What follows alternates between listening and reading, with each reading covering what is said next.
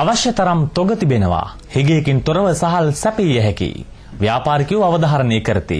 සහල් වෙළඳපොළ පිළිබඳ මේ වාර්තාව මදුනිකා කරපුටුකලගෙන්. සහල්වල පවතින හිඟිය සහ සහල් මිල පිළිබඳ මේ දිනවල වැඩි වශයෙන් කතාබහට ලක් වෙනවා. පාරිභෝගිකයන් සමග ඍජුවම සම්බන්ධ වන වෙනද සැලහිමියන් මේ ගැන මොකද කියන්නේ? කොහොමද දැන් මේ දිනවල සහල්වල තියෙන තත්ත්වය?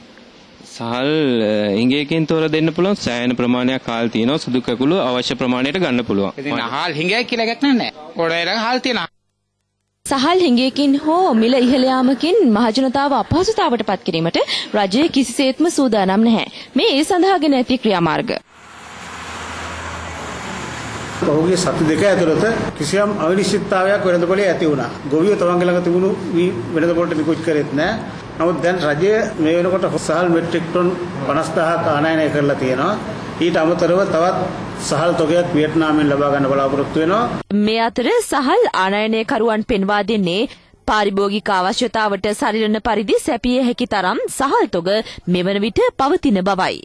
රුපියල් 51ට ඕන තරම් ගන්න පුළුවන්. අපිට දැන් බෙලඳ කිනාපු හාල් ටිකේ විකින ගන්න බැරි සයිස් එකට හාල් දිනවා. අඩුපාඩු වෙන්න කිසිම හේතුවක් නැහැ. පිටරට ඉඳලා පාකිස්තාන වල ඉඳලා හාලුත් එනවා.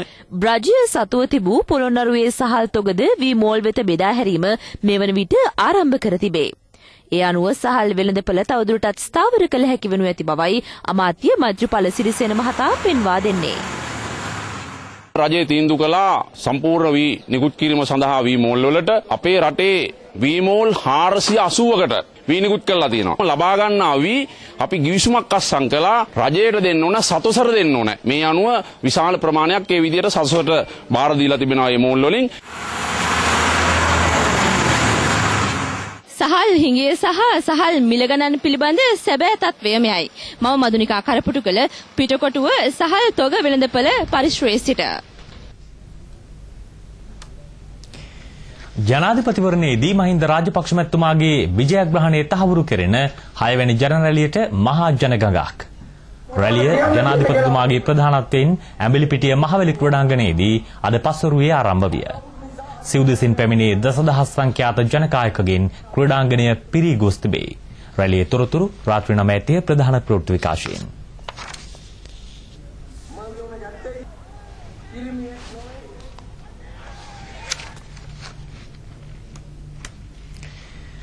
දෙමළ සංධානයේ මන්ත්‍රීවරු කිහිප දෙනෙක් සරත් ෆොන්සේකාට සහයෝගය පළ කරති.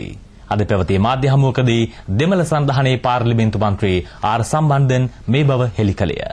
Our parliamentary group has unanimously taken the view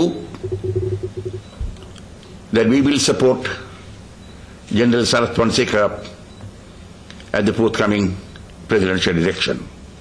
Tamil தேசிய கூட்டமைப்பு 4 கட்சிகளுடைய அரசியல் கூட்டமைப்பு දෙමළ සංධානයේ මන්ත්‍රීවරුන් 10 දිනක ගත්තු මේ තීරණය දෙමළ සංධානයේ මන්ත්‍රීවරුන්ගේ පොදු තීරණය නොවේ. සරත් ෆොන්සේකාට අප සංධානයේ බොහෝ දිනකගේ විරෝධය පළ වී ඇතැයිද සිවාජිලිංග මහතා පින්පාතේ. தமிழ் தேசிய கூட்டமைப்புடைய ஒற்றுமை காரணமாக அவர்கள் மௌனம் சாதிக்கிறார்கள். ஒன்றை தெளிவாக சொல்ல முடியும், சரத் பொன்சேகாவை நம்பி தொடர்ந்து நாங்கள் ஏமாற தயாராக இல்லை.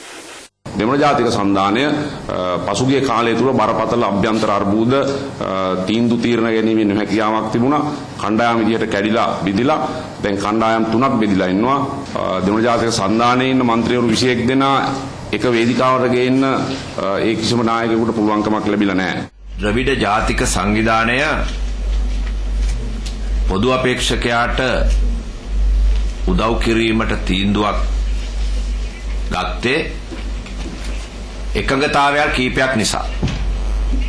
ඒ එකඟතාවයන් පිළිබඳ මේ රටේ ජනතාව දැනගත යුතුයි.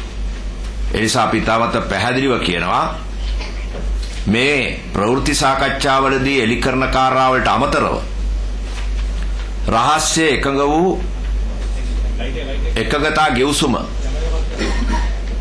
කුමක්ද කියන එක කරුණාකර හෙළි කරන්න කියලා.